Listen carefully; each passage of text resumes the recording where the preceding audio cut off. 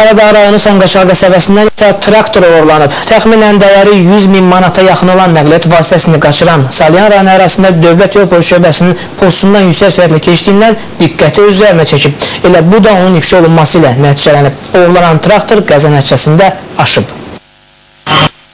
Qaradağ rayon polis idarəsinin 11-ci polis bölməsinin əməkdaşları traktor oğurlayan Lənkəran rayon sakini tutublar. Saxlanılan Seyfəli Qasımzadə polisə ifadəsində tanımadığı şəxslə əsasən xırda oğurluqlar etdiyini deyib. Amma sonuncu dəfə dostunun məsləhəti ilə Qaradağ rayonu Səngəçal qəsəbəsində yerləşən çimti şirkətlərindən birinə məxsus 100.000 manatlıq yükləyici avtomobili oğurlayıb. Bir də traktor, yükləyici traktor.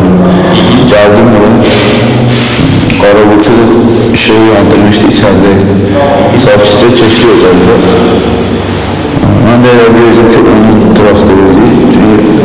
Açıqlardı traktorun üstündə. Elə oldu ki, götürdük. Mən sürə bilirdim, mən sürüb çıxartdım traktoru. Bundan sonra Seyfəli traktoru öz rayonuna aparmaq qərarına gəlib. Salyan rayonunda Dövlət Yol Polisi postunun yüksək sürətlə keçməsi polis əməkdaşlarında şübhə yaradıb. Vəziyyətin mürəkkəbləşdiyini görən təqsirləndirilən şəxs istiqamətini dəyişməli olub. Kürdəmirə tərəf gelmədim, Kürdəmirə düz yol gedim, çıxdım köprünün üstünə, düz Salyan'a. Sinan vurdu, deyil, çəkdir arasında, mikrofonu dedi. Çəkdim buraya, saxladım, düz getdim. Mən də böyle saxladım.